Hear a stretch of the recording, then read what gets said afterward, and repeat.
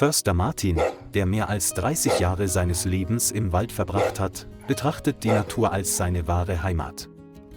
Sein Begleiter ist ein Labrador namens Shadow, der treu und mutig ist und ihm auf Schritt und Tritt folgt. An Wochentagen durchstreifen sie dichte Pfade, zeichnen Tierspuren auf und kontrollieren sensible Bereiche. Ein tagelanger Regen färbte die Berge und Wälder grau und der sanfte Fluss verwandelte sich plötzlich in eine reißende Flut. Steigende Wasserstände, umgestürzte Bäume und Erdrutsche machten Patrouillen überall dringend und gefährlich. Die Ranger mussten sich in kleine Gruppen aufteilen und über das Gebiet verteilen, um die Situation umgehend zu überwachen und die Wildtiere zu unterstützen. Martin fuhr den alten Pickup, Shadow saß mit gespitzten Ohren auf dem Rücksitz und ließ seinen Blick unentwegt über den rauschenden Fluss schweifen. Der Himmel war dunkel und düster, es donnerte und blitzte ständig und Windböen pfiffen vorbei, was die Atmosphäre im Auto noch schwerer machte. Plötzlich sprang Shadow auf und bellte laut, wobei sein Blick direkt aus der Glastür blickte, als hätte er etwas äußerst Dringendes entdeckt. Martin bremste schnell und beugte sich ängstlich vor, um in die Richtung des Hundes zu schauen, sah jedoch nur einen rauschenden Wasserstrahl im Regen. In dem Moment, in dem Martin noch verwirrt war, sprang Shadow plötzlich aus dem Auto und schoss auf das Flussufer zu. Martin erschrak und geriet in Panik. Er schrie laut, um zurückzurufen, aber es war zu spät. Er sah nur noch Shadows schwarzen Körper im Hochwasser verschwinden. Shadow tauchte in das reißende Wasser ein und schwamm energisch flussaufwärts, während hohe Wellen gegen seinen zappelnden Körper schlugen. Martin rannte dicht ans Ufer, beobachtete das Geschehen angespannt, voller Angst und ohne zu verstehen, was Shadow so rücksichtslos machte. Mitten im Strudel bemerkte er plötzlich ein kleines, gelbbraunes Wesen, das kämpfte und hoffnungslos unterging. Es war ein Löwenjunges, sein ganzer Körper war durchnässt, seine Augen waren vor Panik weit aufgerissen und jeder Atemzug schien auszusetzen. Das Löwenjunge kämpfte verzweifelt, jede Bewegung wurde schwächer und schwächer, und dann gab es angesichts der rasenden Kraft des Wassers fast auf. Shadow stieß ein heiseres Brüllen aus, stürzte sich nach vorne und umschloss in seinem Retterinstinkt den Hals des Jungen mit seinen Kiefern. Das Wasser toste und wirbelte beide Körper herum, doch Shadow nutzte seine ganze Kraft und näherte sich mit jedem Schlag entschlossen dem Ufer. Martin rannte los und rief aufmunternde Worte, bereit, zu Hilfe zu kommen, falls Shadow und das Junge auf halbem Weg erschöpft wären. Das Löwenjunge hörte allmählich auf, sich zu wehren und ließ sich von Shadow festhalten. Sein Atem war schwach, sein Körper schlaff, als würde es jeden Moment aufgeben. Nach einer gefühlten Ewigkeit hatte Shadow es endlich durch den Wirbel geschafft und erreichte die rutschige Schlammbank, die mit abgebrochenen Ästen übersät war. Martin kniete nieder, streckte helfend die Arme aus und zog sie beide ans Ufer, während ihm das Herz vor Angst bis zum Hals hämmerte. Shadow fiel keuchend auf die Knie und lockerte seine Kiefer nicht, bis das Junge sicher auf dem Boden war. Die beiden lagen still da und keuchten im kalten Regen, während Martin neben ihnen kniete. Seine Augen waren rot, weil er gerade Zeuge dieser außergewöhnlichen Leistung geworden war. Das Löwenjunge zitterte, die Augen waren geschlossen, jeder schwache Atemzug kam wie ein Flüstern um Hilfe zwischen Leben und Tod. Martin rief sofort per Funk Hilfe, meldete seinen Standort und Zustand und bat die Rettungsmannschaft, das Auto so schnell wie möglich herbeizuschaffen.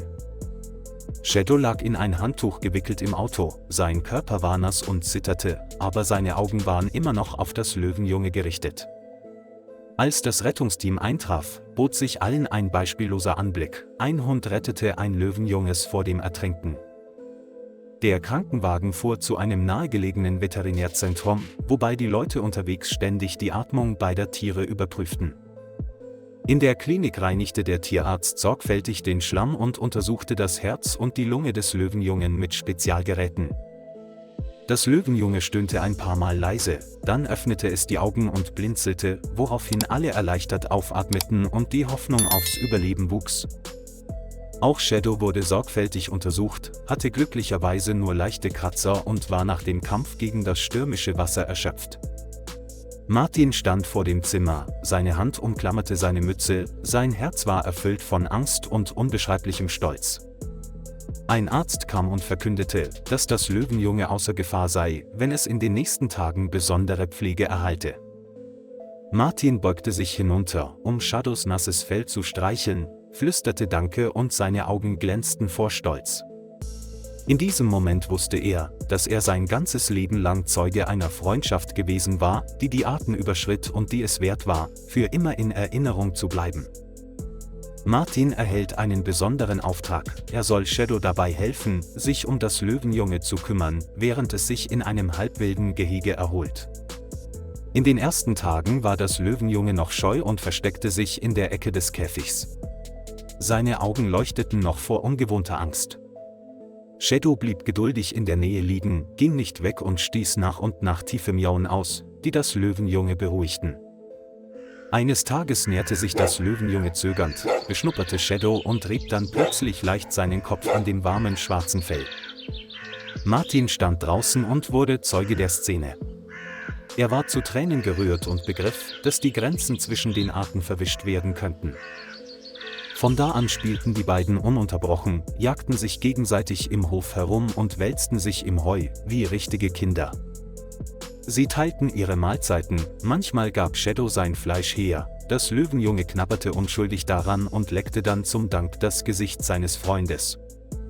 Nachts, wenn der kalte Wind wehte, sah Martin sie oft zusammengerollt, kleine Gestalten wie zwei Brüder. Von Tag zu Tag erholte sich der Gesundheitszustand des Löwenjungen rasch, sein goldenes Fell wurde allmählich glänzend und glatt und seine Augen leuchteten vor Entschlossenheit. Andere Ranger kamen oft zu Besuch, waren überrascht, Zeuge dieser ungewöhnlichen Freundschaft zu werden, und konnten nicht glauben, dass die Szene real war. Martin kümmerte sich mit ungeteilter Liebe um beide und betrachtete sie als seltene Geschenke der Natur. Der Schatten wird zur Brücke, die dem Löwenjungen Vertrauen zu den Menschen vermittelt, ihn lernen lässt, sich zu integrieren und nicht länger vor Angst zu zittern. Einmal wurde das Löwenjunge bei einem Sturz leicht verletzt. Shadow leckte die Wunde, als wolle er es trösten, während Martin es vorsichtig verband. Diese Bindung wird immer stärker und lässt jeden, der sie miterlebt, glauben, dass die Liebe alle Grenzen überwinden kann. Sobald der Gesundheitszustand des Löwenbabys stabil ist, wird es in ein geräumiges, halbwildes Gehege gebracht, das einen natürlichen Wald nachahmt. Martin leitet direkt an und gibt Instinkttrainingsübungen, simulierte Jagd mit hängendem Köder und kleinen Herausforderungen. Shadow stand oft außerhalb des Zauns und bellte laut, um seinen jüngeren Bruder zu ermutigen und ihn zu drängen, in die Welt der Unabhängigkeit einzutreten. Anfangs war das Löwenjunge unbeholfen, doch nach und nach lernte es, sich anzuschleichen, präzise zu springen und seine Stärke immer deutlicher zu demonstrieren. Martin beobachtete und dokumentierte jeden Fortschritt und war sowohl glücklich als auch besorgt über den Tag des Abschieds. Die Löwenjungen lernen, aus künstlichen Bächen zu trinken, auf Bäume zu klettern und üben sich in Flexibilität und Geduld. Seine Augen bekamen allmählich einen wilden Ausdruck, aber jedes Mal, wenn es Shadow sah, rannte es hinüber und rieb ihm liebevoll den Kopf. Shadow und das Löwenjunge rennen manchmal wie um die Wette am Zaun entlang und schaffen so eine Szene, die sowohl fröhlich als auch berührend ist. Martin wusste, dass das Löwenjunge diesen Ort bald verlassen musste, um zu seiner Art zurückzukehren. Jeden Nachmittag saß er am Zaun und sah den beiden beim Spielen zu, die Augen voller Gedanken, und er konnte es nicht ertragen, wegzuschauen. 6 Monate vergingen, das Löwenjunge war erwachsen geworden und hatte einen starken Körper, majestätische Schritte und die strahlenden Augen eines Raubtiers. Der Tag des Abschieds war festgelegt, das Zentrum bereitete ein Spezialfahrzeug vor, um es in die abgelegenen Graslandschaften zu bringen. Martin brachte Shadow herüber, der Hund eilte sofort herbei, um das Gesicht seines Freundes zu lecken, und das Löwenjunge rieb ihm liebevoll den Kopf. Die beiden klammerten sich aneinander, knurrten und bellten, als wäre es ihr letztes Gespräch. Martins Herz wurde schwer und schwer. Die Tierärzte beruhigten sie sanft, doch alle waren zu Tränen gerührt, als sie Zeuge einer so berührenden Freundschaft zwischen den Arten wurden. Das Löwenjunge drehte sich um und sah Shadow an.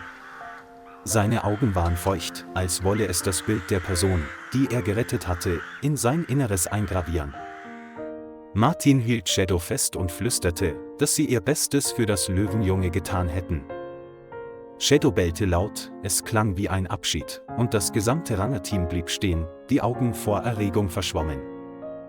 Das Käfigtor öffnete sich, das Löwenjunge stieg kraftvoll ins Auto, seine Augen waren stolz, aber immer noch voller Nostalgie.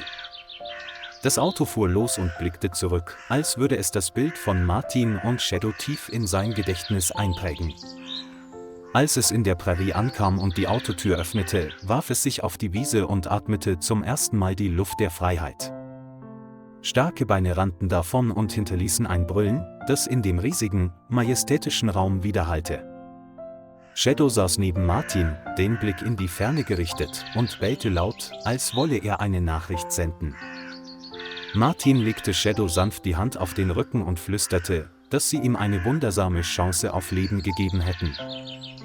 In Martins Erinnerung ist das Bild dieses regnerischen und überschwemmten Tages immer klar und erinnert ihn daran, dass die Natur noch immer viele Wunder bereithält.